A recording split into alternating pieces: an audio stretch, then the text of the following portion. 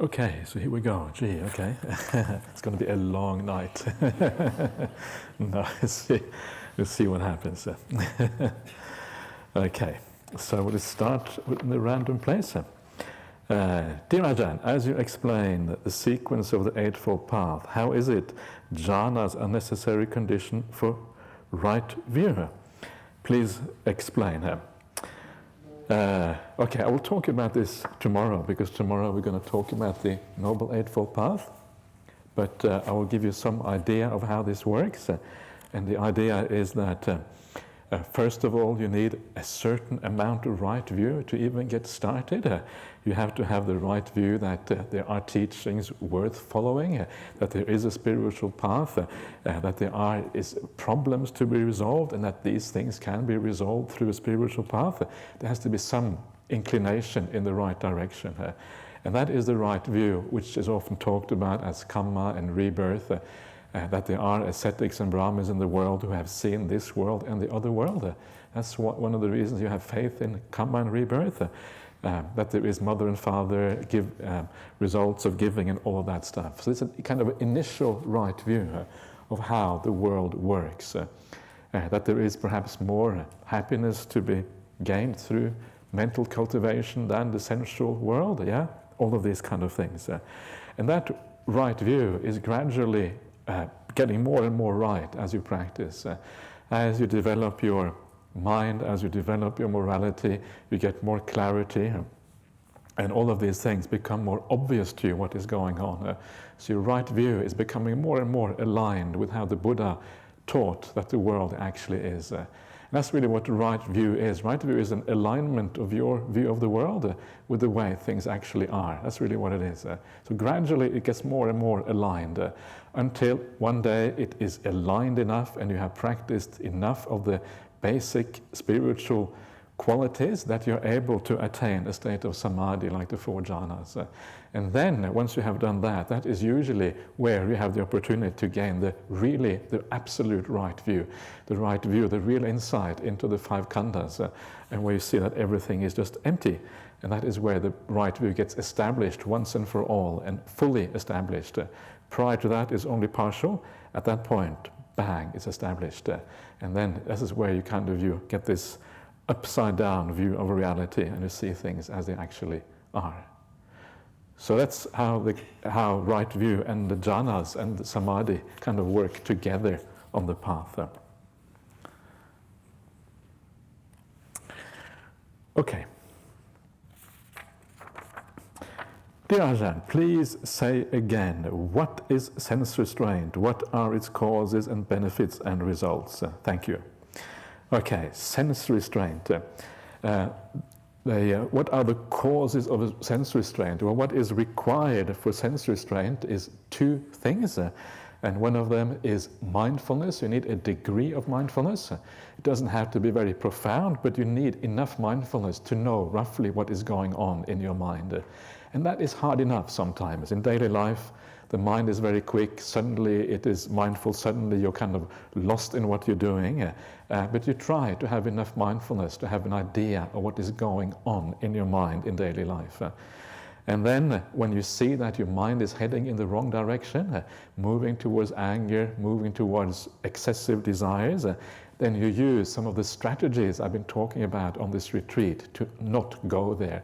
Remember that people are like red lights. Remember that the good side of people, these kind of things. Yeah.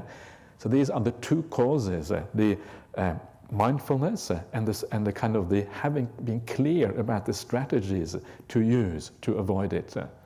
Then you can have sense restraint.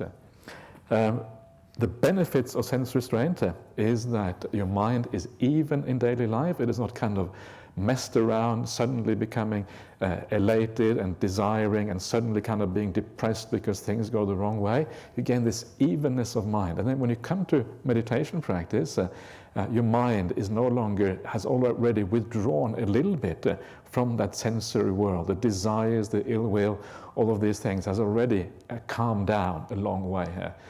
So if you have a degree of sense restraint in your ordinary life, when you come to meditation, it's far easier. When you come on these retreats, the mindfulness is already established. Yeah, so that is the advantage and the point of sense restraint. And ideally, the sense restraint is practice in conjunction with gaining happiness on the spiritual path, because we all need some degree of happiness. Without happiness, there's nothing. Yeah, so if you can't find the happiness in the sensory world, you need some other source of happiness. So usually your ability to have sense restraint also depends on your ability to find joy and pleasure in the spiritual path. These two things kind of go together, and then it becomes very, it kind of works nicely hand in hand. Also, it is not always raining on our mountaintop.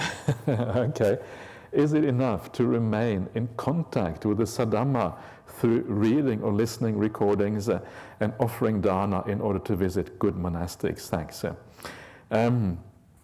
It can be, if you feel that you have, if there are talks and things that people that you feel can give you a good understanding of the true teachings, then listen to those, and that can be beneficial. And sometimes, as you say, it is easier, at least initially, to go through that way, because it is more accessible when you hear someone discuss it than it often is by reading it yourself. So I think that may be sufficient. And if you don't feel like reading the suttas, don't force yourself to do it, because that is often worse. If you force yourself to do something you don't like, you're going to end up having aversion to the Dhamma, and before you know it, we will never see you again. And you will have run somewhere and you convert it to some other religion, and who knows what's going to happen with you after that. So please don't force yourself. There's too much force often in Buddhist practice, especially in meditation, and a lot of people don't come back. They give up on meditation because it's just too painful, too difficult. So don't make that mistake. So yes, it's good to do all of those things that you suggest here. Is it enough? Well, it really depends. Just develop it on that basis and see what happens. And you will go a long way like that, especially if the Dhamma that you hear is good. And just take it stage by stage and see what happens. You will develop. It's not as if any of these things are permanent. Right now, this may be the right thing for you to do. Down the track, it may change. So be flexible. Allow things to change, because things always change. There isn't like any one way that is always true and always right. So just go with the flow and see what happens. Okay, Ajahn, I am piqued by your idea of anatta as having no access. Can you elaborate a bit more here?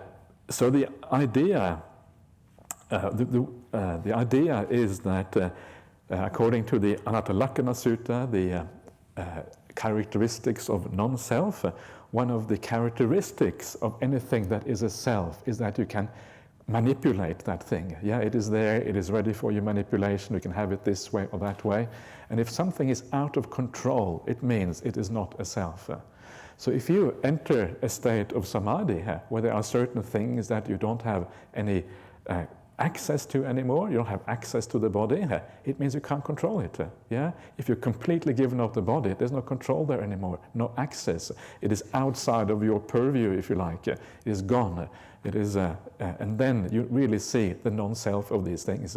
You are still there in a certain way. You still have awareness, there's still perceptions, but these other things have completely disappeared. They are gone. Imagine that there was a seventh sense. Yeah? Imagine that the seventh sense existed, but you haven't got access to it. Yeah? There is no way in this life that you would regard that seventh sense as a self, because you don't know what it is, you've never seen it, you have no access to it. And it's a bit like that. When you give up certain senses like the body, no access, it cannot be a self for that reason. Okay, hope that makes sense. Okay, dear sir, do you think invoking energy is a better translation for virya? Energy itself seems passive, where a person can have inherent energy within her, but that can get high and low depending on the situation, internal, external factors, e.g. when the Buddha was sick, when the Bhashunda's talk on awakening factors invoked his energy. Also in Sinhala, virya has an active meaning, which I believe is based on Sanskrit. Please let me know your view. Sometimes you cannot you have to be careful with Sinhala because Sinhala language is so close to Pali and Sanskrit in so many ways. But also it is a modern language. It's 2,500 years after the Pali, and sometimes the meanings in Sinhala are not exactly the same as the meanings in the sutras. This is one of the tricky things about having a language which is so close, but in some respects differs. Even the Pali language itself is not always the same. The Pali in the commentaries is sometimes slightly different from the Pali in the sutras. So if you read the commentaries, you have to be careful. You don't back-read meaning into the sutras, which are not relevant for the sutras. So it can be tricky. But the idea of virya, you are right about the idea of invoking energy. There is actually such an idea in the sutras. It's called virya aradha, and aradha means to give rise to energy. Yeah, you give rise to it. Aradha viryo means someone who has given rise to energy. But it is the way to give rise to the energy is not a kind of a direct way of using effort or whatever. It is an indirect way whereby you, like as we have seen before, you focus on a certain meditation object, the Buddhanusati, Dhammanusati, you feel the joy in all of that, and then the virya comes as a consequence. Virya is not an active effort.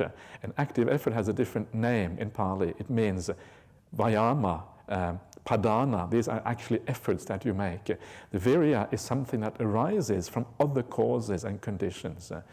So you focus on something delightful, and then the delight and the bliss and the piti and all of these things together with virya arise as a consequence. Virya is a natural element of the mind, whereas effort is something you apply directly. So I hope that makes sense. Okay. Dear Ajahn Brahmali, okay. Does monastic life reduce one's ability to practice sila due to less interaction and activity with Megametta? Also, did the nuns choose their own names too? Don't know. Do you choose your own names or have you been given names? Choose your own names. Okay, so they do the same thing. Okay, good. So, do you? Not really. It doesn't really choose your ability to practice sila because sila is, not just how we practice outwardly. It also has to do with the mind, and the mind is always things you can do with the mind. There's the inner chatter and inner feelings and all that kind of stuff. So you're always something to deal with, to work with. So it is true that there is less interaction. But sometimes there's just too much interaction in the world. When there's too much interaction, then it can be sometimes very hard to keep your mindfulness alert enough to practice sila fully. Sometimes there is a big advantage in having less interaction because it means you also have, ideally at least, you have more mindfulness to know what is going on, and you can take sila to a deeper level because of that. So I don't think it really makes all that much difference whether you are a layperson or a monastic. It just is a matter of applying yourself maybe slightly differently because of the external circumstances being different. Okay. Dear Ajahn, when did you start teaching meditation and suttas? Were you such a skillful teacher from the beginning? If not, what's been the key for your development? I am a teacher myself, and I'd love to know your trade secret. I wish the word trade secret is just, I don't know, I've done this for quite a long time now. I've been doing teachings for, I don't know, probably over 10 years, and I learned Pali when I was an Anagarika. 25 years ago I started learning Pali, and I've been kind of gradually conditioning myself in this direction for a long time.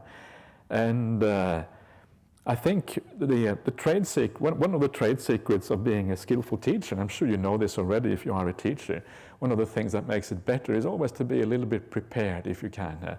Always kind of have a look at the sutras beforehand so you have a rough idea what you're going to talk about. Make it into a kind of a comprehensive sequence, not comprehensive, a comprehensible sequence, which is coherent and kind of starts from A and kind of moves slightly in a kind of logical direction. That is also the advantage of using the suttas because you already have a framework, so it already has a kind of sequence to it. then I think the important point of teaching is to teach as an act of service to others.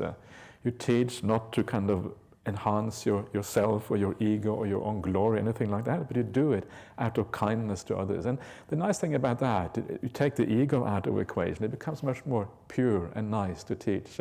And you don't really feel particularly concerned about it or nervous about anything like that, because you do an act of service. Other people don't like it, okay, that's okay, it doesn't matter. I did it as an act of service, so it doesn't really matter. This is kind of some of the simple perceptions that you give rise to. And then you, by reading the sutras, you lean on the Buddha, you use the Buddha's teachings, don't talk so much about your own experience, so you it kind of gives you a confidence that the teachings you are given are real, they are good things, and you feel confident about what you're talking about. So, I don't know, it's strange. I wonder whether I probably was a monastic teacher in my past life, because to me it always seemed natural that I should be doing some teaching. It didn't seem unnatural at all. It just seemed, of course, I should be doing that. So maybe I've been doing this for a few lifetimes already. I don't know. So I don't really know where it's all coming from. But anyway, so something like that. Yeah, some of those points is probably what I can think of why it's going the way. I'm glad you like the way I teach. It's good. So some people probably don't, but there's always some people who don't, but there you are. Okay, let's carry on. Dear Ajahn, my questions are regarding the time of death. I realize that things may not go according to plans, but to avoid the messy situation arising situation. Anyway, what is the ideal place to die, hospital or home? I don't know if it matters all that much. I think it is useful to die in a place where you can be at ease and you can be relaxed. And I don't think it's good to have too many people around you when you die. You want to die in peace. You want to be able to withdraw a little bit. You want to withdraw your attachments from the world a little bit. I think sometimes it's nice just to have the very end to yourself, so you can kind of withdraw from this world and let go of your attachments. It's very hard to let go of your attachments if you have your whole family there and everyone is crying and saying, please don't die, please don't die. I'm dying, I can't change it. Please don't die, please don't die. So sometimes I think it's better to maybe die alone, having the last few hours just by yourself and just allowing yourself to detach from the world and then be as peaceful as you possibly can, and then go in that way. And some people, they don't really want to see too many people. I know many examples of people who don't really want to see too many people towards the end. The very last thing you want to have is some kind of Christians coming to your deathbed and telling you to convert in the last moment. That happens in some countries, I don't know how often it happens in Australia, but when I go to Singapore, for example, I always hear about this happening in Singapore. There's always these Christian groups in Singapore, they're really kind of fundamentalist, and the kind of last thing they want to do is imagine the confusion in your mind. Who's about to die? Become a Christian before it's too late. Oh yeah, okay, well, whatever. And bang, you die. It's just complete nonsense. You don't convert anyway in that way. It's the kind of last thing you do on your deathbed. This doesn't come from the heart. It's just a superficial thing. It's just really silly, the whole thing. So make sure you stay away from that kind of situation. It's just going to be really, really confusing and bad. It's funny, I think that some of those, what people do want to do that, it actually has a far worse effect on the person who is dying than any kind of conversion they may get to. Anyway, whatever. Number 2, alone in a room to avoid distractions. Yes, I think that is a nice way of dying, just being by yourself and this kind of, understanding, being very clear that now you have to let go and everything just disappears. 3, to have the will beforehand, so family have a fuss-free funeral, properties and mortgage, etc. Yes, it's very good to have a will made out beforehand, so that everyone else is very easy for everyone to get things sorted out. So certainly have the will and have everything kind of settled before you die. Sometimes people always think they're going to die later, so there's no urgency with the will, and then suddenly they're dead, and then it's too late. So it's good to do that beforehand. Number 4, if you have your way, what would be your ideal situation at the time of death? Thank you. I think basically that, just to be by myself for the certainly the last few hours, maybe longer, and just be able to collect yourself and be able to just be ready and then kind of die. And the nice thing about that, when you have a lot of time, is that you can do some meditation. You can meditate, through the dying process. And that's usually a very powerful time to do your meditation, because you have to let go. Becoming so obvious, and your mind can kind of, if it hasn't been mindful before, and you haven't had any stillness before, that is really the time when you can achieve those things, because this is it. Yeah, no choice in the matter. So suddenly it enables you to let go much better. But some of the most important things is not what happens on your deathbed, but what you do during life. So live well, and if you live well, then generally speaking, you will die well. That is by far the most important thing here. So keep on doing the right thing in life, and then it will be okay. Okay. Dear Ajahn Brahmali, you likened our stream of consciousness that passes from life to a river. The water is our thoughts, which are constantly changing, flowing past. The shape of the river is determined by our behaviors. I hope I have remembered this correctly. Yeah, the shape of the river is like your general personality traits, like your habits, that sort of thing. They tend to be sticky and last a long time.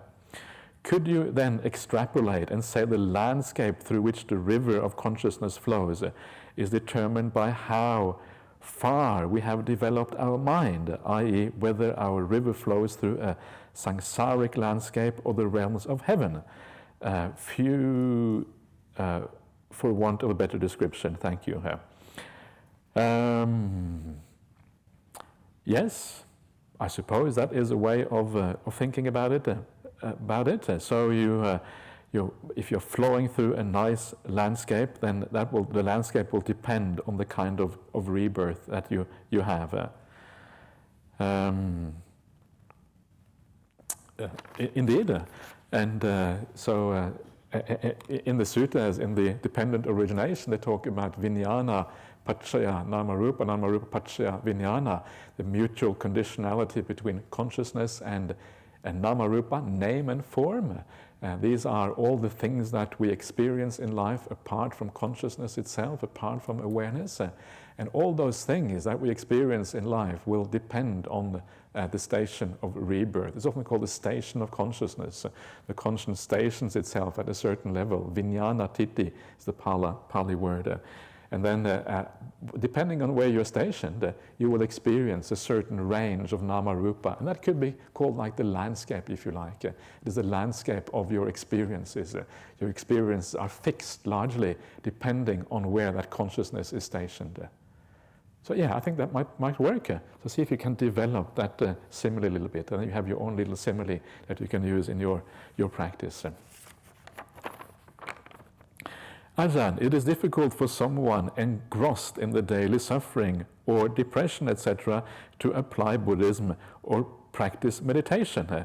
Is it because Buddhist meditation or practice is only for people inclined in liberation, as it does not solve the coarser illnesses of the mind?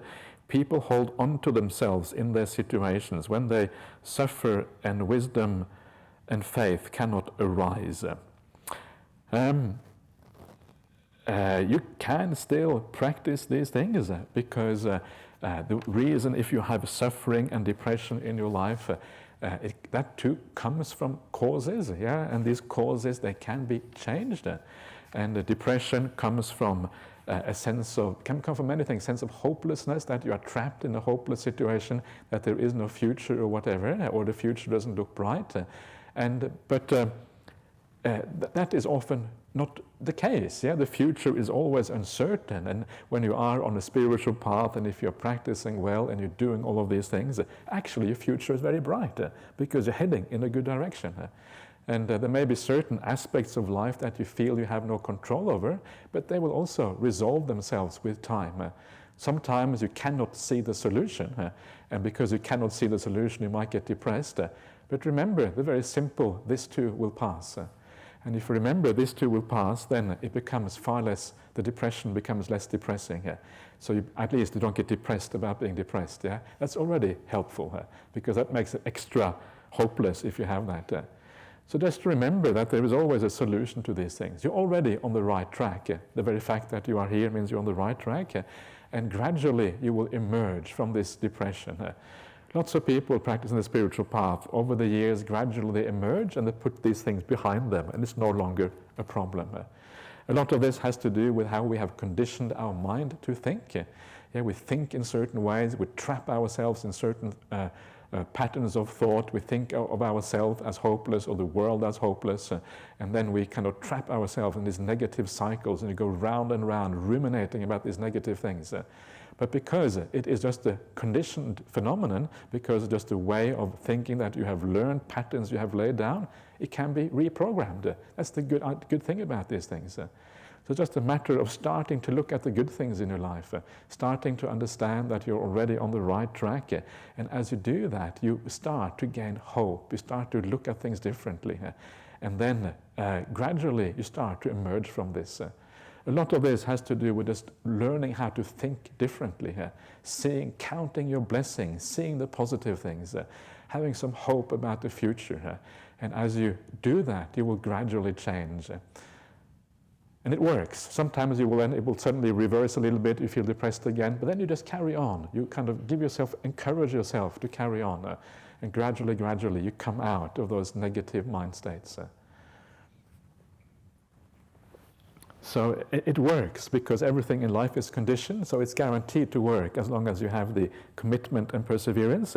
It will get you out, But you have to really be just patient, very, very patient, and then you come out.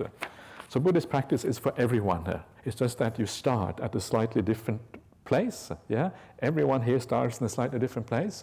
That's why we should never look at other people for our practice, because we all just have our own conditioning, and you work with your own conditioning and you take it from there, whatever that is.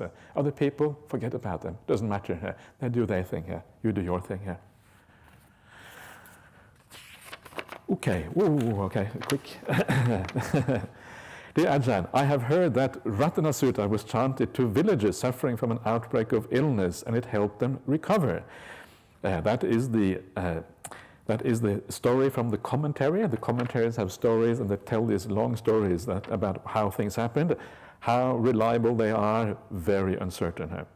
If this is correct, perhaps it could be a similar external energy that the Buddha experienced and recovered when hearing the 7 awakening factors in Samyutta Nikaya 46:16, with much metta.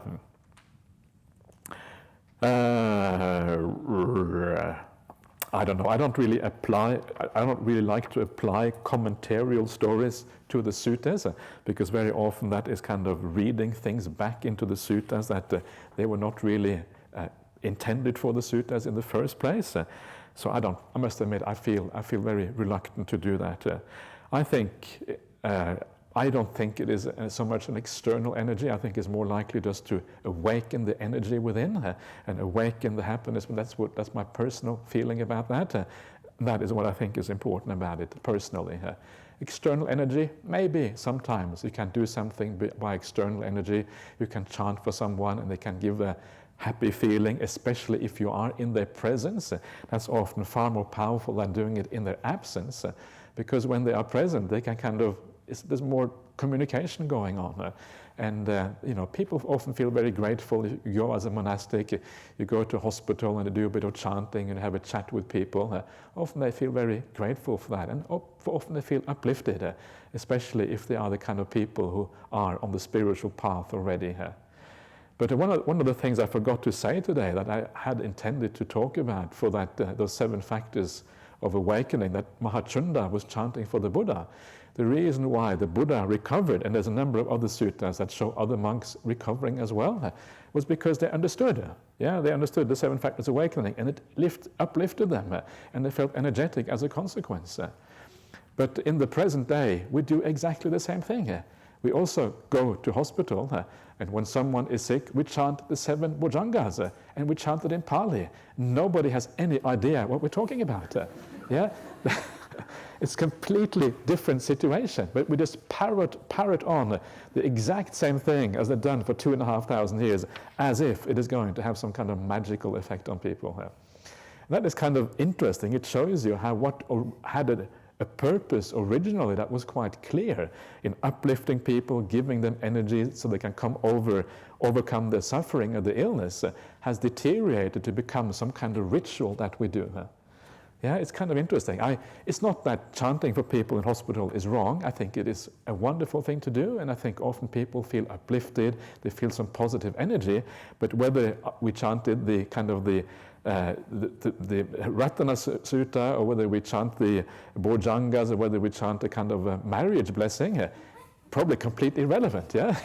It doesn't matter. They can't tell the difference anyway. It's just words, basically. It is more where it's coming from that is important. So it is kind of an example of how things often start off with a meaning and they deteriorate into a ritual after some time. And there's a lot like that in Buddhism. Yeah? Things that originally were meaningful have become ritualistic in the modern age. And a bit of ritual is good, but sometimes it's also good to think about the roots of these things so we can maybe re-establish some of the original meanings. I'm not going to go into all the rituals and how to re-establish things because that will take us too far astray, but just to mention that briefly here. Okay, acceptance has been a big part of Dhamma practice, so I found today that my mind naturally wants to just accept whatever happens. So on an impulse, I decided this was a natural use of chanda. I tried chanda for this attitude instead of for the breath. It worked nicely. Okay, my breath hung around for a while and was more beautiful. Okay, wonderful. So you have found an alternative path to work with your breath meditation, and that's good. So great. So one of the best things to do in meditation practice is often to experiment a little bit, to find your own ways, and the more you find your own ways, it becomes your own wisdom and your little path. And often that is incredibly powerful when it is your practice that you develop based on your own understanding. So it's very good that you actually try to be a bit experimental and find your own way with these things. Okay. Dear Ajahn, thank you very much for your teachings. As usual, your retreat is great. Unfortunately, I'm in despair. Really? Okay, I see no progress in my own spiritual path. Every year you advise that we assess if we are progressed, and every year I see no progress. Oh, there's a sad face there afterwards. Okay, I have made the spiritual path my priority. I read the suttas, listen to the Dhamma, and meditate almost daily, but yet I'm still stuck. Help! I can either give up, that means don't assess anymore, or try harder. What is your advice? Thank you, with Mega Metta. Okay, don't give up. Yeah, that's the absolutely last thing. You should never give up, because I have absolutely no doubt that this path works, and you just need to find what is holding you back. What is the reason? And there is always a reason there. And the reason is very likely to lie in the realm of virtue. How can you live slightly better? This is what you need to ask yourself. How can you change the way you think about things, especially how can you have more metta and compassion in daily life for people that you find difficult perhaps? How can you remember speech can be such a beautiful thing if we use speech correctly. It can be a gift to people around us. Yeah, you can either, every time you speak, it can actually be a gift that goes to other people's heart, a gift that makes them feel better in the world, or it can be something that detracts from people's quality of life. That's when it's bad speech. So remember these very basic things of morality. Yeah, see if you can apply that more in your everyday life with your friends, with your family, with your colleagues, whoever it is in your life. Apply it again and again and again. Ask yourself where you're going wrong. How can you change your perceptions? How can you look at people in a different way? How can you have more compassion and kindness? Yeah, focus on the good qualities. Remember that we're all suffering. Everybody in this world suffers more than we want. Everybody wants kindness. So if you're doing that, you're giving everyone a gift in this world. And what a wonderful thing that is. So after a while, these things come together, and then you should make progress. But you have to be very honest with yourself, what your problems are. And you have to be you have to try to, you can't kind of hide little corners of yourself, because if you hide little corners of yourself, that may be exactly the thing that holds you back. So you have to be honest, and then that honesty will be what enables you to uncover those treasures in your mind.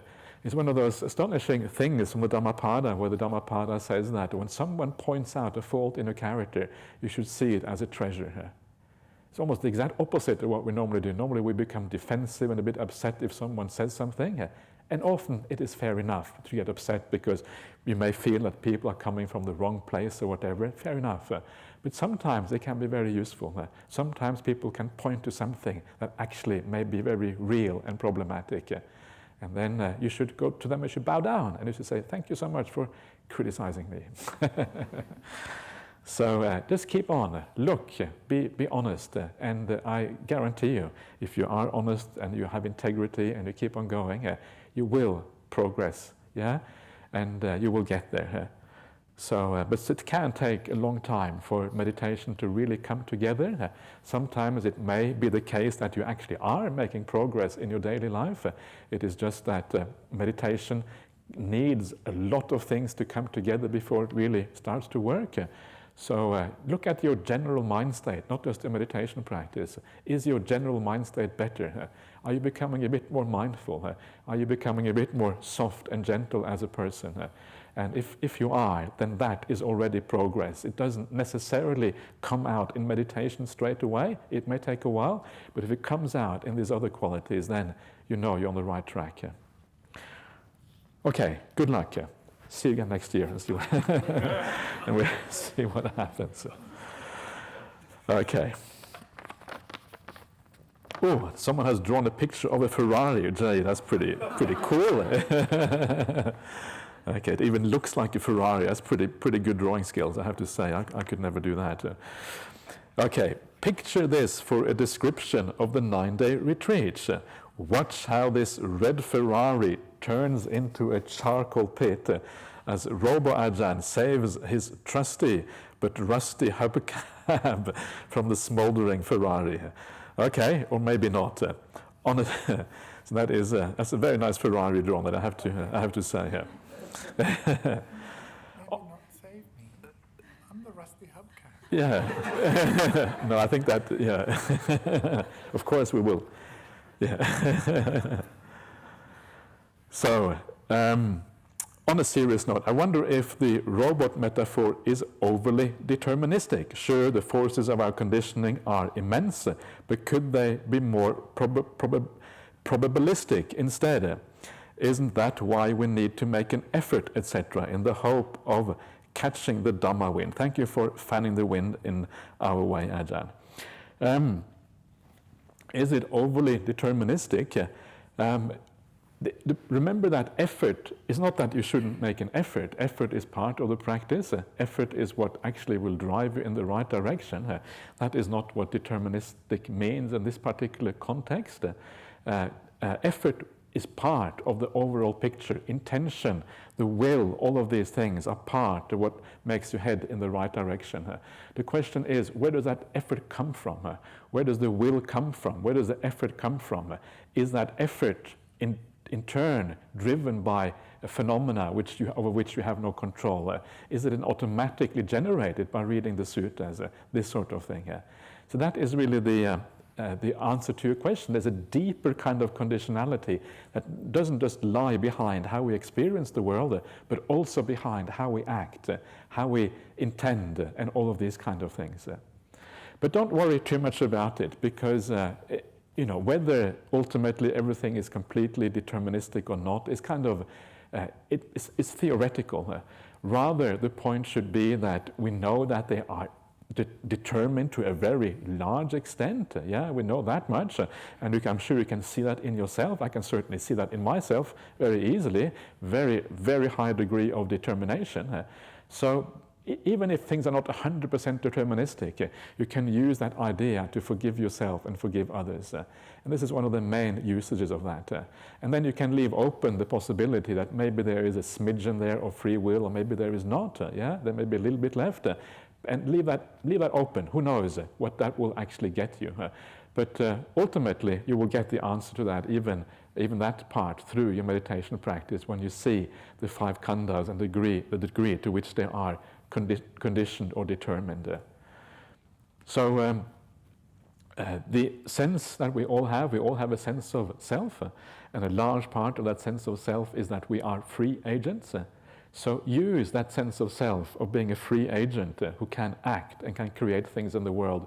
Use that sense to do what is right and to live well. You don't have any choice anyway. The sense of self is going to be there. So you have to use it in this way. So use that to the best of your ability. And then alongside that, try to understand how conditioned you are, and then use that as a way of forgiving people. It's so powerful. Yeah, it's an extraordinarily powerful way of learning how to forgive and let go, and not really become angry and all these kind of things. It's really, isn't it?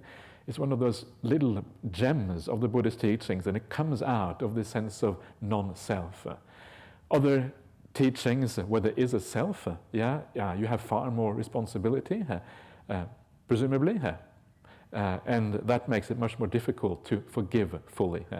You will never be able to forgive fully anyway, because there will always be a sense of self there that will limit your ability to forgive, but you can at least take it a long way down that road, and that is one of the great kind of ways of using that teaching of non-self. People often ask, how do you use the teaching of non-self in a practical way? Well, this is one of those ways of doing that.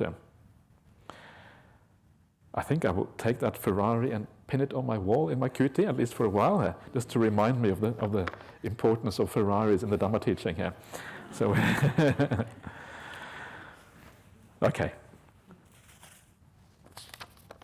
Dear Ajahn, seeing the Noble One here in the True Dhamma is crucial for the path to open up. So it should be understood that one should not associate, nor should one get close and listen to monks and nuns with bad conduct.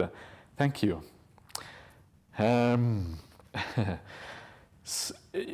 Ideally, you should indeed be closer to people who have the right conduct, and that is true not just for monks and nuns, but for lay people, for everyone. Yeah, you want to have kalyana mittas, people who encourage you in the right way, and people who themselves, their own conduct is not so good. Of course, they're not going to encourage you in the same way either, in a good way either. So it is very useful to have true kalyana mittas, the sappurisa, the superior people. They are the ideal people to hang out with, and they will also encourage you in the best possible way. But of course, you cannot always be around the right people. Sometimes we have to be with other people as well. And sometimes you may want to help other people, people who have the potential, but they haven't yet quite got there yet. So it is a matter of balance. You cannot just do one thing all the time. You cannot hang out with the Buddha all the time. That's impossible. That means like reading suttas 24/7. You can't do that. So you have to, so you find the right balance. You have enough support through your companions, through your lay companions, monastic companions, through the Buddha and all of that, enough support to make sure that you're on the path and you're able to practice the path properly. You don't allow yourself to get dragged down by too many dodgy people. But occasionally you will have to hang around dodgy people a little bit, and occasionally that's okay. It also teaches you to have compassion towards them. It teaches you how to deal with them. It teaches you to be kind to people who may be very different from you. That is also useful. So find the right balance. Make sure that you have the balance which enables you to move in the right direction. That is the most important thing here.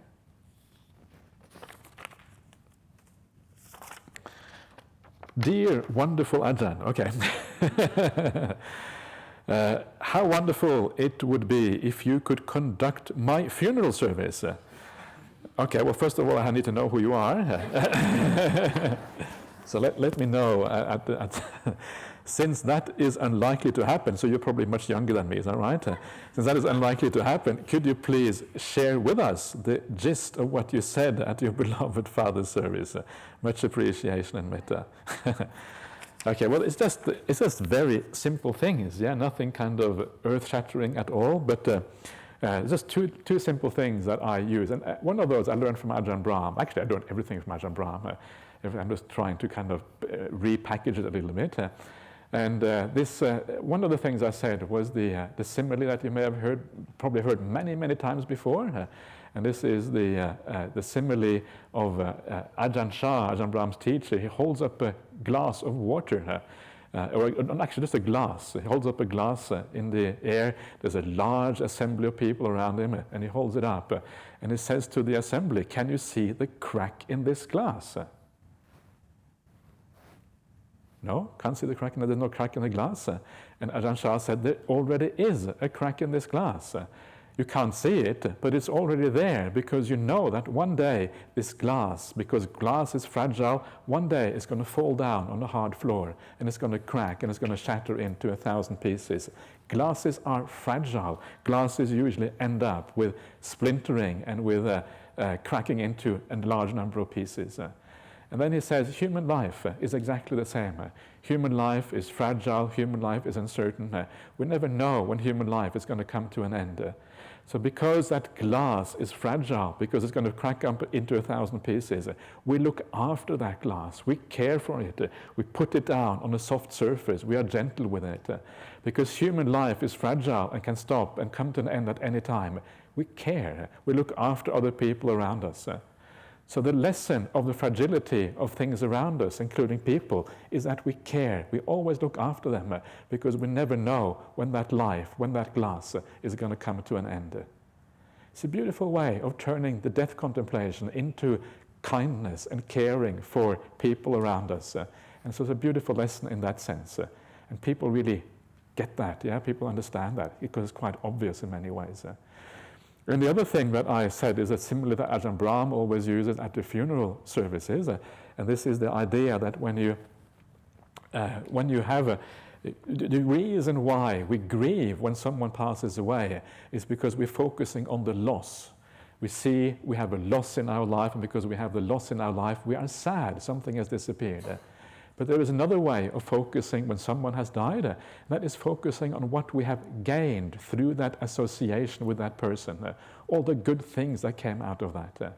And Ajahn Brahm always says it's a bit like having a peak experience in your life, some kind of magnificent concert or theater piece, or maybe just going into nature and experiencing a profound stillness in nature, or having a peak experience in your meditation, some kind of peak experience you have in your life. And after you had that peak experience, either you can think, oh, I had that peak experience, I haven't got it anymore, and you can get depressed by what you had, by what you have lost rather. Or you can instead think, wow, how lucky I have been to be able to experience something that was so profound, so out of the ordinary, so special. It has enriched my life so enormously. Imagine if I had lived my entire life without this kind of peak experience. It would have been so poor by comparison. And then you rejoice in the fact that you've had this peak experience in your life. And the same thing with people around you. Often the people around us who are close to us are people who are very dear and beloved. They are people who have done so much for us in our life. And my father was such a person. And I think how poor my life would have been without having a father like that, a kind of magnanimous father who was very, in many ways, a very good person. And then you kind of feel a sense of gratitude, a sense of joy almost, a sense of thank you so much for being my father over all these years. If you hadn't been my father, my life would have been so poor in comparison. So instead of focusing on the loss, you're focusing on what you have gained, what actually the positive outcome from that relationship. So these are the two things, that I brought out. And these are kind of standard things we do at funeral services. And another thing that I always like to do at the funeral service is a forgiveness ceremony, to ask and also to give forgiveness as a kind of closure of a life finished, and to be able to let go a little bit. Okay. Oh, okay. This is interesting. Okay. Dear Ajahn, thank you for explaining the Dhamma so kindly. It was very interesting and enjoyable. Thank you, thank you. Ajahn, I have had a fantastic experience of all my sittings. Gee, that's awesome. I reached a beautiful stage. I call this glider mode. I could go on sitting and enjoying for a long time. Okay, that is wonderful. Glide mode is like sometimes probably called like getting into the zone when you just allow everything to be and things are effortless. Yeah, you're gliding along. I presume that's what you are meaning by that. My daily sittings stop at this mode for many days. How can I go beyond this level and improve my practice? Please explain. Thank you. Okay, so that's wonderful that you are already enjoying. So don't try to think too much about where to take it from here, especially while you are enjoying it. Otherwise, you will destroy some of that enjoyment.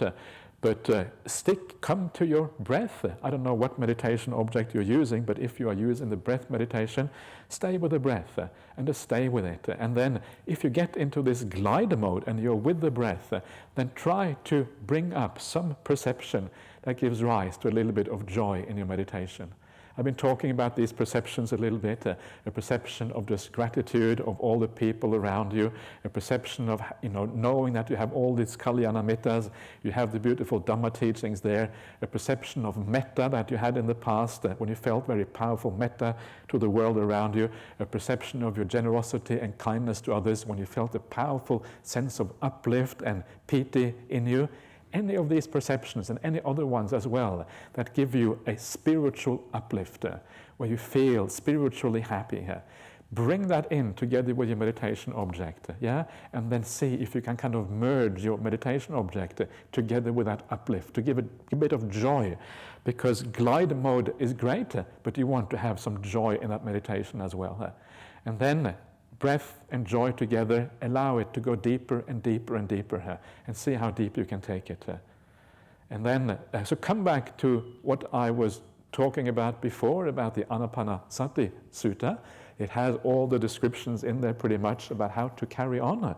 So I think these talks have been recorded, so if you want, you can listen to it again later on, or you can listen to someone else or whatever, but it's all really there as part of that explanation. So go back to that, listen to it a few times, because there was a lot of information in there, and try to kind of bring out the salient points, the ones that are really important, especially for your practice.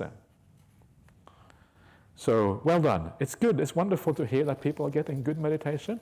Lots of people have been getting nice meditation and been getting a lot of good feedback in that sense. People have enjoyed themselves. That is so wonderful. And it means that it's possible for everyone to get good meditation. If some people can do it, everyone can do it. That's kind of the good way to think about that. Okay. Dear Ajahn Brahmali, thank you for making the suttas understandable to the modern world. I am deeply inspired to read and study the suttas now. Before, I couldn't comprehend the English translations done by other translators. To me, it was an alien language. I got frustrated and gave up. Now, with the great teachers like yourself, Ajahn Sujata from Sutta Central and Ajahn Brahm, it made the Sutta translations very easy to understand and a great joy to read. Thank you so much. Sadhu, sadhu, sadhu. P.S. I was a regular donor to Sutta Central for years without reading the suttas, but thanks to your inspiration, I went to Sutta Central and was blown away. I'm glad you're still here if you were blown away. It's good that you weren't blown too far away. That's good. I couldn't believe I could understand and comprehend the suttas now. Thank you, Ajahns. Okay, I'm very glad to hear that. So that is good news, and you are right. It is very important to translate the suttas into a comprehensible language, and sometimes this is, of course, the job of translators to do that. And I know that was Ajahn Sujata's or Bhante Sujata's kind of main points when he did this, was to give it such a flavor that everyone can understand. And especially in the modern world, the majority of people who actually read the suttas in English have English as a second language. Yeah, lots of people have English as a second language. And of course, then you need to simplify the language a little bit, because it is much more difficult to read a second language than your native tongue. So it is actually very important to keep it simple, keep it comprehensible, and not have things like mental formations, that kind of stuff, which nobody can understand. Even those people who have English as their first language, even if they have PhDs, they still have difficulties understanding these things. So it's important to make it relevant and comprehensible. It should feel like the Buddha is in front of you when you read the suttas. And very often it doesn't, because there's too much of a barrier, too much distance. It's like someone completely, a little bit alien is talking to you, because the language is not natural language. But it should be natural. It should be as if the Buddha is talking to you. Yeah, you get this feeling that there is a natural conversation going on. That is the ideal, because that was what it was like at the time of the Buddha, obviously. So good. I'm glad to hear that. Dear Venerable Ajahn, activities, formations. I have a feeling formations reflect sankhara better than activities.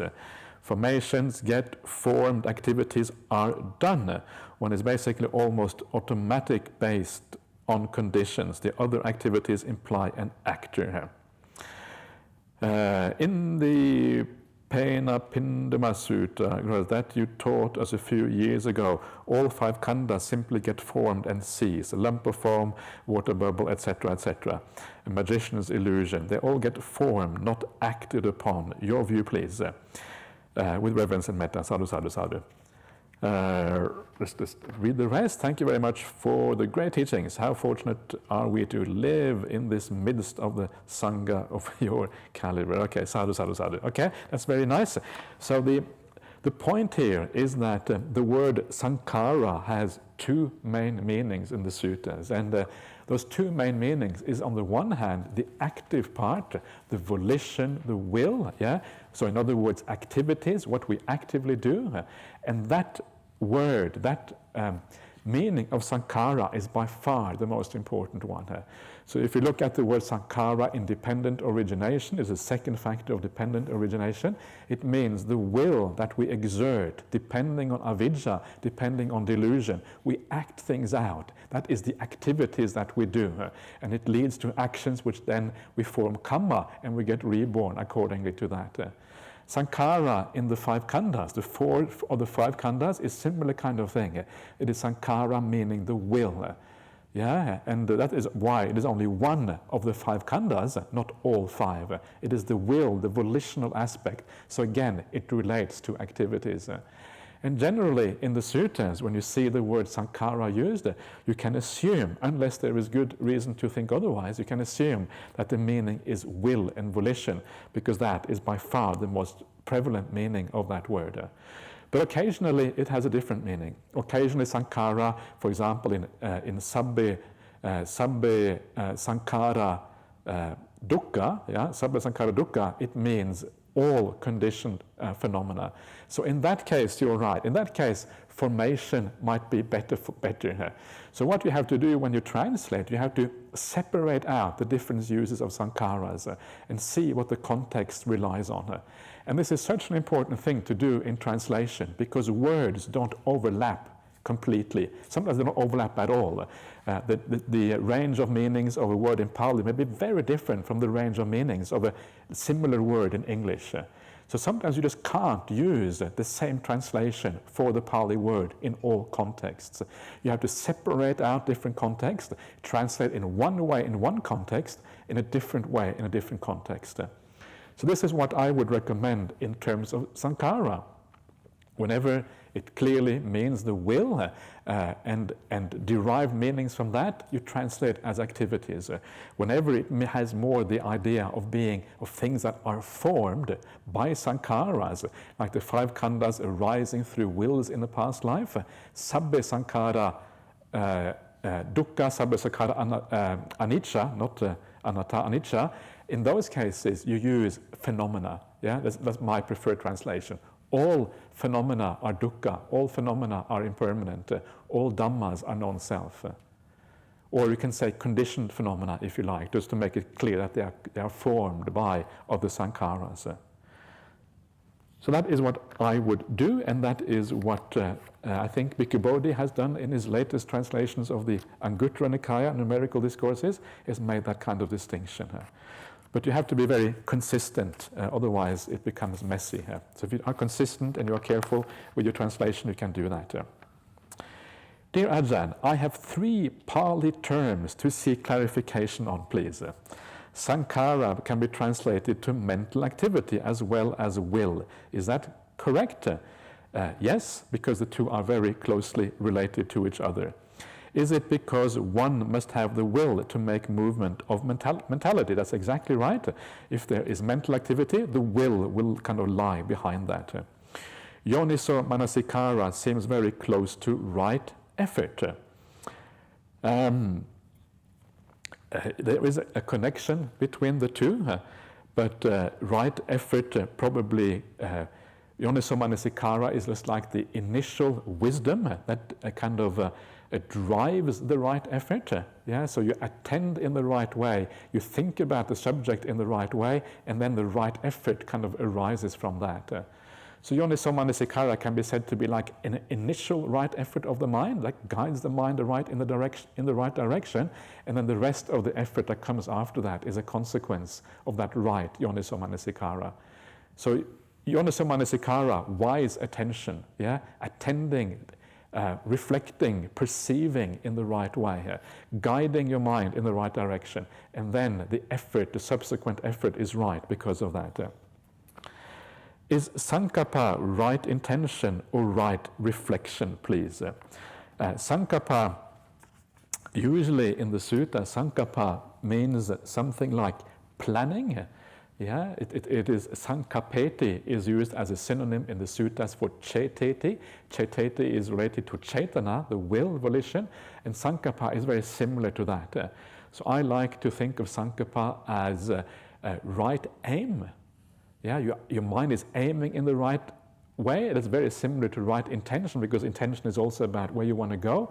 Right aim, right purpose. You have right view, first of all, sammaditi, and once you have right view, your mind starts to aim and head in the right direction. You have right intention. Right intention, right aim, right purpose, right goal perhaps. I think all of these things are good. Right thought, I don't really like that so much, because it means more than thought in this particular context. It's more specific than that. It's a particular kind of thought. It's a particular movement into the future. So more like intention and these kind of things. That is my preferred translation, and it fits very well into the path. Once you have that right purpose and aim, you start acting in the right way. I will come to this tomorrow, by the way. It's just Noble Eightfold Path coming up tomorrow morning. And then, of course, you start acting accordingly. So you start to be kind, you start to avoid doing the bad things, etc. Okay.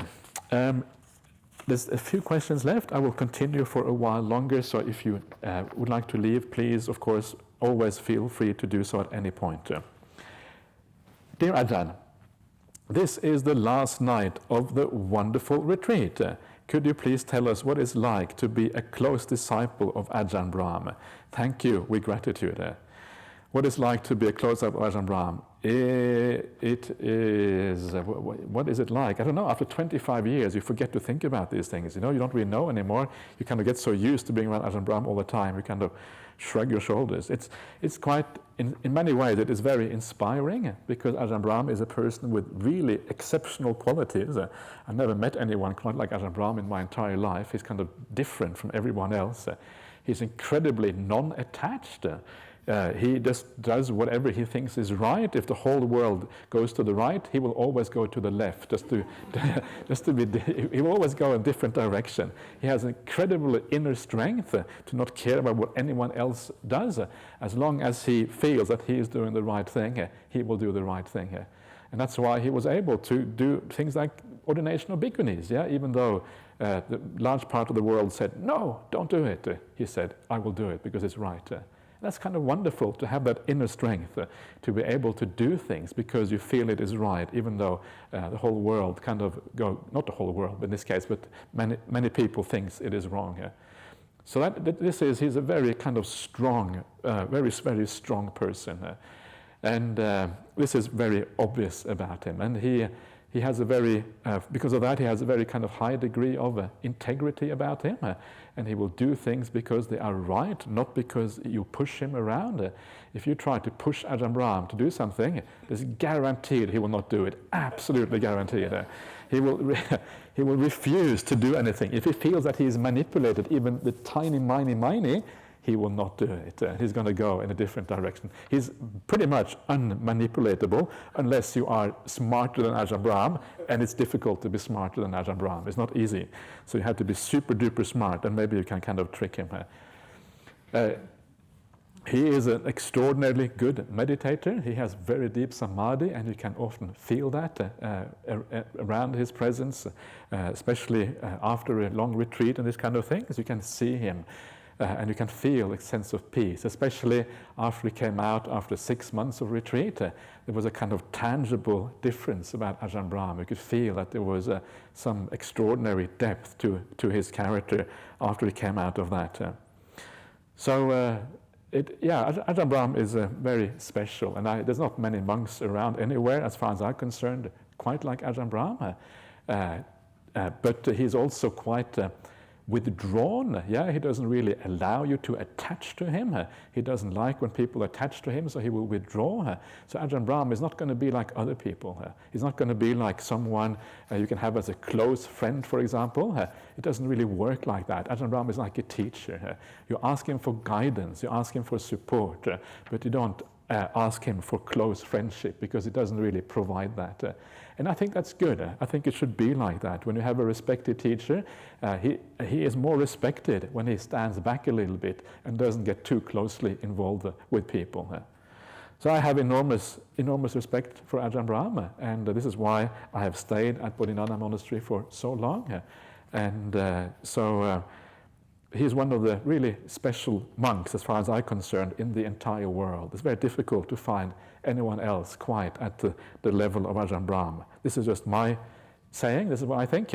Other people might disagree, but that's what my after 25 years, that's what I think about it. Okay. Would anyone like to add to that? Any other monastics? Nuns would like to say anything? No? Not want to say anything? Okay, don't have to say anything? Okay, good. We'll leave it at that. Okay. Dear Ajahn Brahmali, teacher, Kalyanamitta, extraordinaire. Okay. Okay. This is very nice, isn't it? It's very nice to read these messages today. Heartfelt gratitude for reminding us of the Dhammacakkappavattana Sutta, setting in motion the wheel of the Dhamma, an incredible bequest by the Buddha to all beings. As Bhante said, it is truly amazing that we have access to the teachings and opportunities to practice today as a result.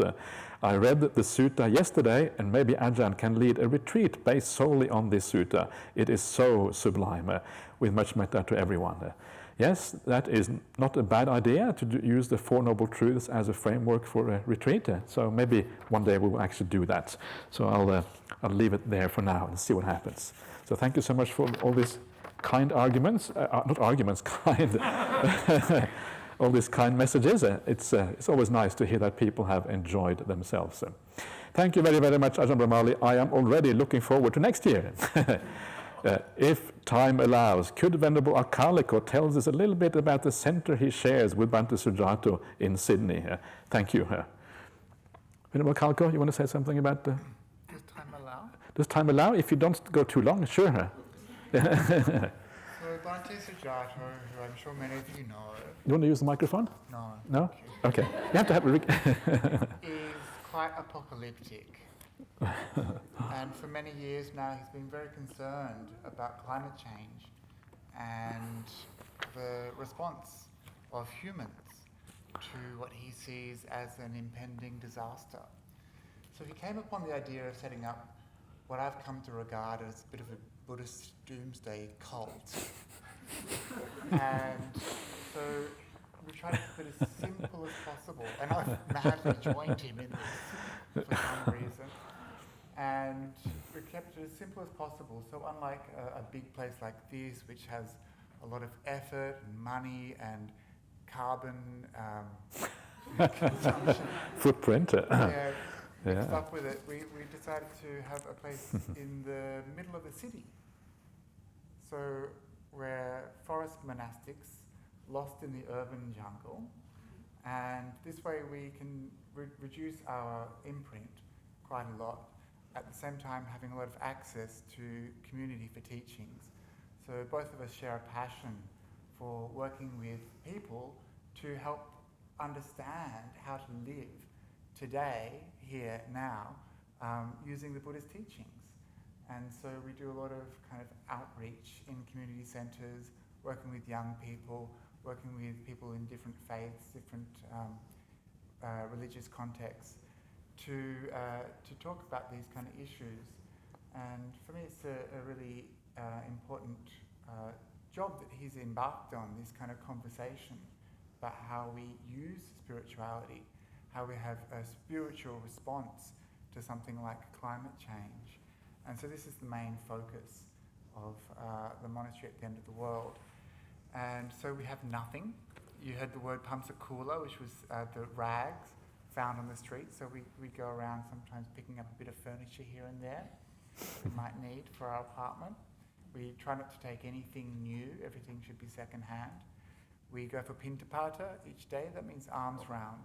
So we walk through the streets of Harris Park with our bowls, just like in the time of the Buddha, and rely upon the generosity of others. And so this is a beautiful practice that we've had since the time of the Buddha. And this is life at the end of the world, relying upon other people's generosity and hoping for the best. So, that's where I'm living at the moment. What is the Buddha's response to climate change that you teach? Well, it's the simile of the mountain. Old age, sickness and death are coming to crush you. So what do? You don't just run and hide, you don't just decide to have a party, but you practice the Dharma, you practice Dharma teaching. You look at your conduct, you live ethically, you be kind and generous to others. So these kinds of things are difficult to practice now, in good times. So imagine just what it's going to be like in the future when water starts to run out, when refugees start to move around the world, and how will you act then? Will you share your last drop of water with someone else? Will you not kill that person who's trying to take your supplies? So if it's difficult to live an ethical life now, imagine how much more difficult it will be in the future. And that the future isn't the place to begin to practice ethically. The place to begin to practice ethically is now. And so this is the Buddhist response to future perils. It's nice. You use it as a spiritual practice in a sense, which is great, yeah? Okay, good. Thank you, Venerable. So, can one visit? How do you do that? How do you meet you in Sydney? How does that happen? We're very elusive. You're very elusive, yeah? Okay. But we can be found walking down Wigram Street in Harris Park around lunchtime, which for us is about 11 o'clock. So that's where people can come to offer pintapata, and Bhante Sujato and I also do some teaching, and all of that information is on our website, Monastery at the End of the World, Lakanta Vihara. So please have a look, and there's more information there if you're interested. Okay, very good. So if you are in Sydney, check it out. And yeah. Okay, let's go on to the next one. Dear Ajahn and the organizers, can we please have a group photo taken with these Kalyanamitas, Ajahn, Bianca, if it is not too much trouble? Thank you for the wonderful retreat. It's okay with me. We can maybe do the group photo tomorrow after the talk, perhaps, when everyone is assembled after the talk. So if someone would like to organize that, I don't know, I'm not sure who should be the organizer, but maybe if one of you can speak to Bianca. You want to speak to Bianca, Ananda, about that? Yeah, all right? Okay, yeah, see if we can organize it. Great. So that might be a nice idea. That has a nice memory from the retreat to maybe inspire you later on when you come back to your ordinary life. Dear Ajahn, thank you for simplifying the sutras and making them easy to understand. This is my first sutta retreat and unlikely to be my last. Once again, thank you. I'm glad that you enjoyed it. It's always hard to find the balance between newcomers and people who have come many times. So it's good that you understood, at least you got something out of it. So that's very, very nice. Okay. Number 1, do monastics take refuge in the Arya Sangha, lay people or lay people in ordinary Sangha? When you take refuge, you actually take refuge in the Sangha. You don't take refuge in the Arya Sangha. The Arya Sangha is part of the triple gem.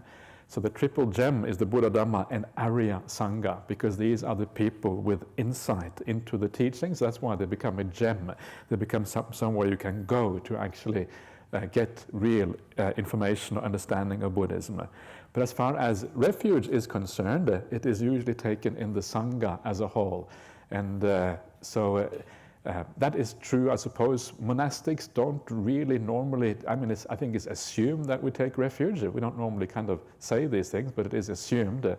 Actually, we often chant the refuge as monastics as well. It's the same refuge, whether you're a layperson or monastics. Yeah, it's the same thing. Buddha, Dhamma, Sangha, basically. It doesn't make any difference. So that is a distinction there between the Arya Sangha, an ordinary Sangha is one is place for refuge, the other one is the Ratana, the jewel or the gem. What is the balance between service and solitude? Thank you. The balance is that solitude becomes really important once you have developed the path a long way. Yeah, so you develop the path to the point where you have a good samadhi. At that point, solitude becomes really important. So it depends on what stage of the path you are at. In the early stage of the path, because your meditation isn't so powerful, you need to give that boost to your meditation practice.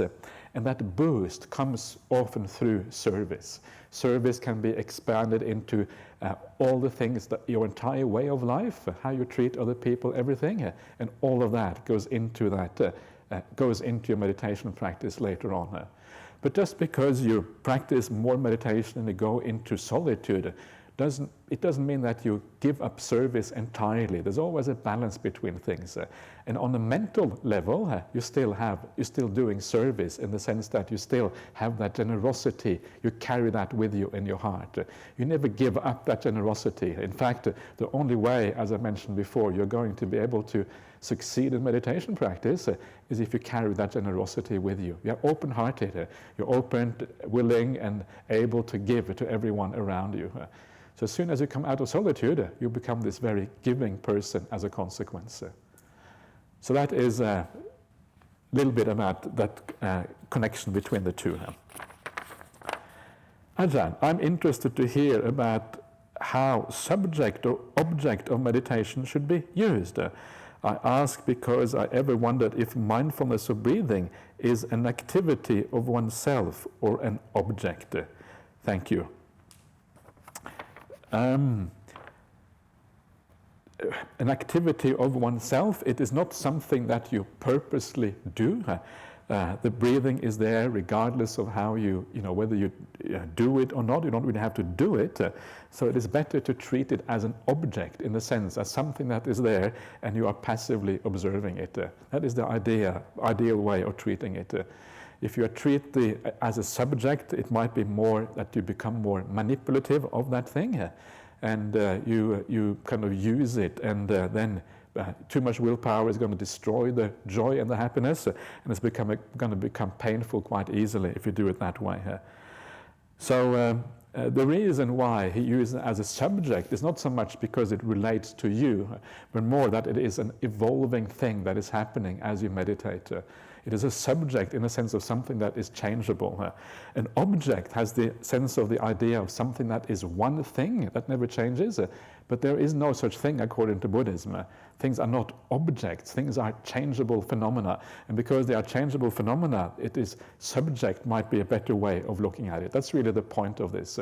But it's still, in terms of how you relate to it, you relate to it as something that you don't control. So it's not kind of part of who you are as a person or anything like that.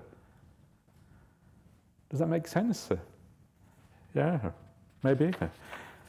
Anyway, think about it a bit and see if you can make sense of that. We're getting closer to the end. Dear Bhante, thanks so much for taking this truly marvelous retreat with all of us. It is wonderful to learn true Dhamma in the words of the Buddha from you. Many thanks to Venerable Akaliko and all the nuns for joining us. Thanks to Bianca for taking care of all of us so compassionately, and to all the fellow retreatants for maintaining love, harmony, and noble silence with each other. I would like to share these verses to you.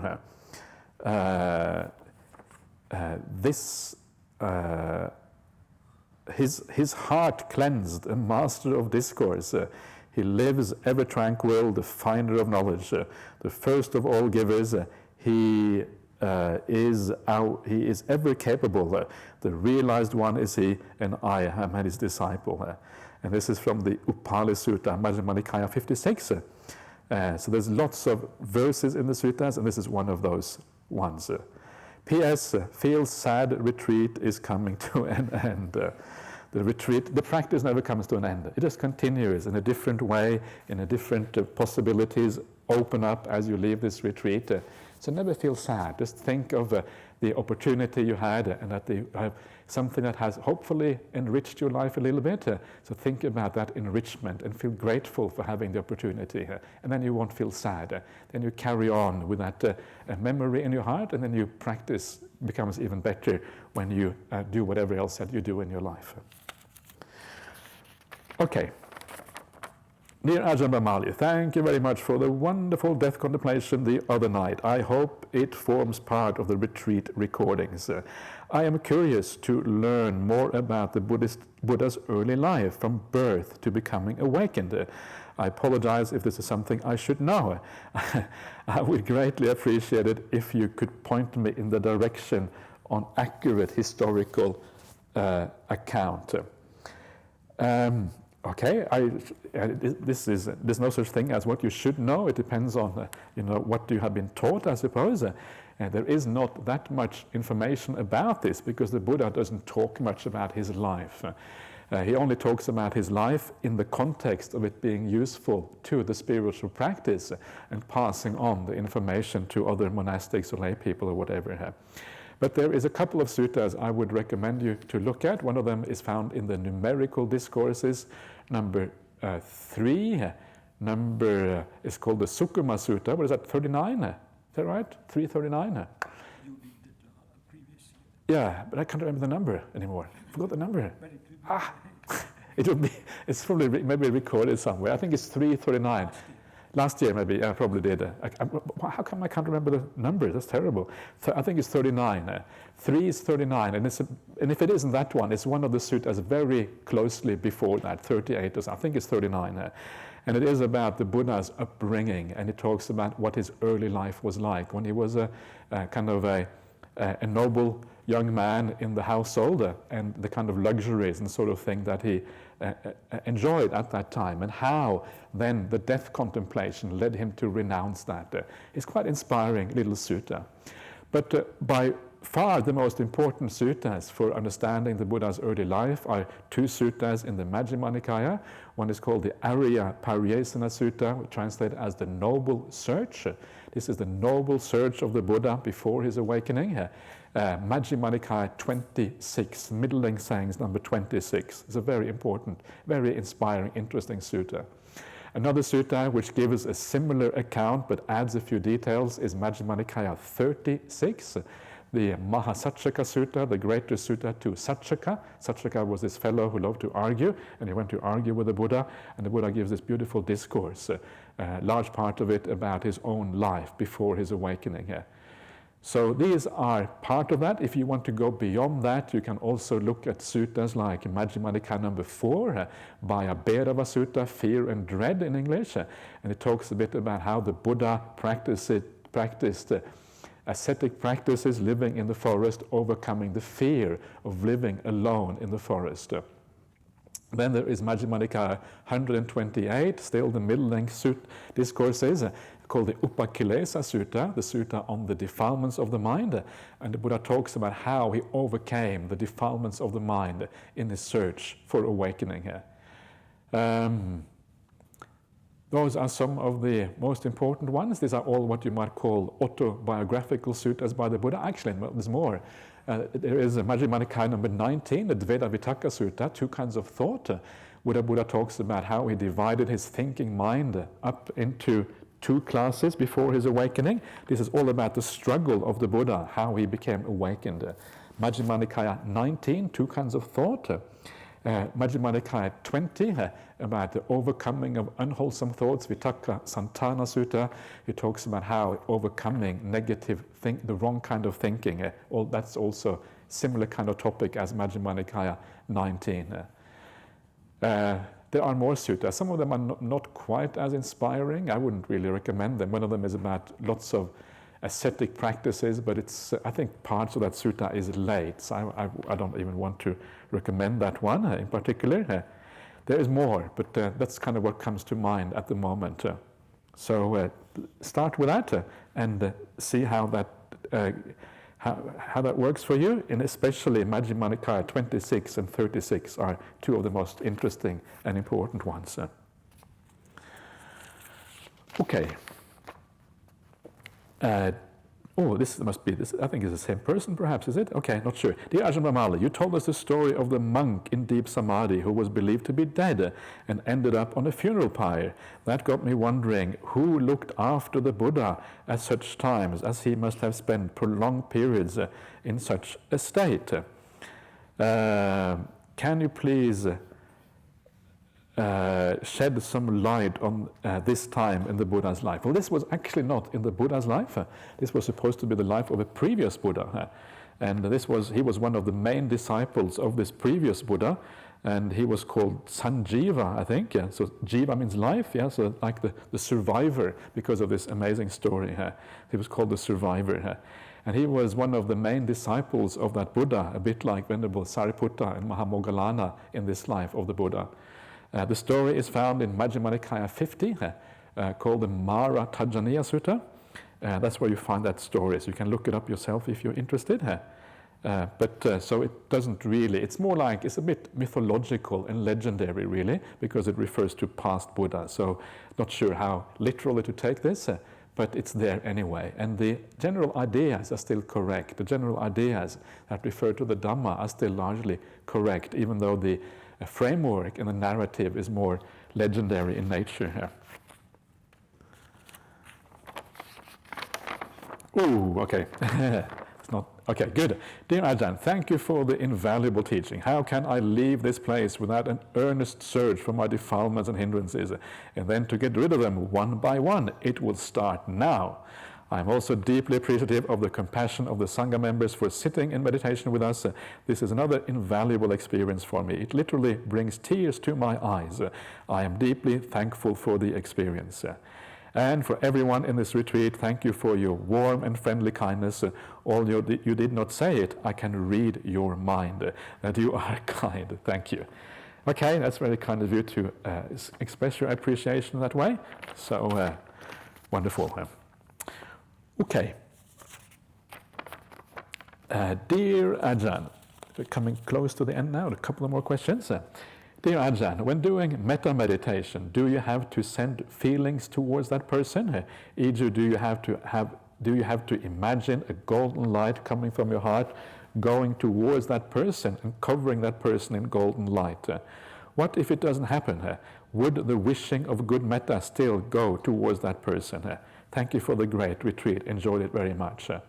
The idea with metta meditation is to give rise to this beautiful feeling of friendliness and positive feelings towards other people. That's really the purpose. And it doesn't matter really so much how you do it. The trick is to be able to give rise to these feelings. But to be able to do it, you have to visualize the good qualities in other people. You can't have metta towards someone you see bad qualities in. You have to see the beautiful qualities. And that's why I always start out the metta meditation by just bringing to mind what these qualities are. And then reminding yourself that actually there are lots of people, lots of beings in this world that have such qualities. Often beings you have never met, people you have no idea about even exist, but they are out there. So you don't have to do it to even specific people, like you're saying here. You can just do it generally, out to, that's why I like to do it to the northern direction, the western direction, or whatever, because that is how it is often described in the suttas. You just spread it out to the directions. Don't use individuals at all. And so that is how it is taught in the suttas, and how you can try. People have different kind of ways of doing it, and it's perfectly okay. It doesn't have to be one particular way. The most important thing is that you're able, eventually at least, to give rise to that feeling here. So, would the wishing of good metta still go towards that person? Remember, the main thing here is not about the person that you are looking at. It's not about them, it's about the feelings that you have in your heart. That is what it's about. It's about your development, not about how you affect others. So if you affect others, it's nice, but that's not really the purpose. The purpose is a development inside yourself. And if you develop yourself in this way, it will affect others later on in the way you treat them and the way you come out. So it will always have a very positive effect. But whether it has at that time or not is not so important. So try out a few different ways and see what works for you. See if you can make it happen. And if you can make it happen, that is probably the right way for you. Okay. Greetings, Ajahn Brahmali. Many thanks for an informative explanation of the suttas you have selected, as well as the extras, your wonderful sense of humor, lol, okay? Lol, this is kind of internet. I don't even know these things very well. Lol is laugh out loud, right? That's what it means on the kind of text messaging, that sort of stuff. I have never sent a text message in my entire life, so I'm a bit kind of out of it, to be perfectly honest. You have confirmed and answered a lot of my questions. May your path continue with joy, happiness, the fruit of knowledge and freedom, till we meet again with metta. Very good. Okay, that's another happy customer. That's great. Okay, dear Ajahn, last question for today. A senior monk had always maintained that the Buddha never teach the 4 jhanas, but only bhavana and vipassana. He also said that there is no need to meditate because samadhi is inherent in each of us already. When seeing, hearing, tasting, just know them as they are with clear understanding, and that's enough. Okay. I'm not sure what to say about this. Okay, my friend knows that he does not always teach true Dhamma, but still, with enthusiasm, she should organize Dhamma talk when this monk is in town. We don't know whether she thinks better to have Dhamma teachings than none at all. Is she contributing to the spread of wrong Dhamma? If everything is conditioned, perhaps this teaching of denying of jhanas could be a seed of wrong view to grow in the mind of listeners and become a hindrance, a blockage on the spiritual path. This wrong view, non-id of jhanas, could go on from life to life and would be hard to undo otherwise. Could you please advise on that? Thank you, Ajahn. These teachings do not sound very good to me. There is only bhavana and vipassana. There's no need to meditate because samadhi is inherent in each one of us already. This is kind of problematic because it goes really against the suttas. It goes against the way the Buddha taught. So if anyone who teaches like that, they are not really teaching Buddhism. They're not teaching the path that leads to awakening, and they might indeed encourage people to go the wrong way. So I don't know, maybe what you can do with a teaching like that, tell them to talk on a particular subject that they're really good at. Don't say anything about meditation. talk about generosity and sila, yeah, because we know that you're really good on that, and so guide them in the right direction. And as soon as they start talking about meditation, say, okay, talk is over, now we kind of finished. Because they don't know what they're talking about. This is really bad information. This is really misleading about what Buddhism is about, yeah, and they really are leading people astray by this kind of talk.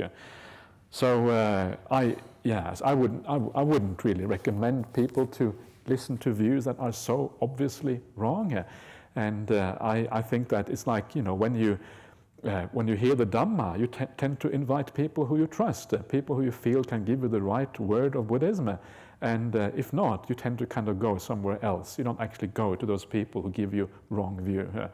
So I don't think it is a good idea to invite people who give wrong view unless you ask them to talk about something, because everyone has some bad points and some good points. So if you get them to talk about the good points, then maybe it is okay. So there isn't any absolute answer on that, but sometimes it is, or maybe what you can do is you can invite them and you can have a discussion afterwards, and you can kind of maybe point out that some of those things are uncertain.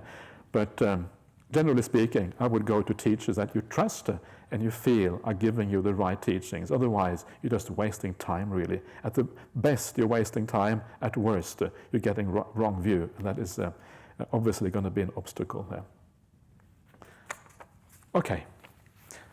So there we are. That is all the questions for tonight. So have another nice rest, and we will continue to meditate till the bitter end.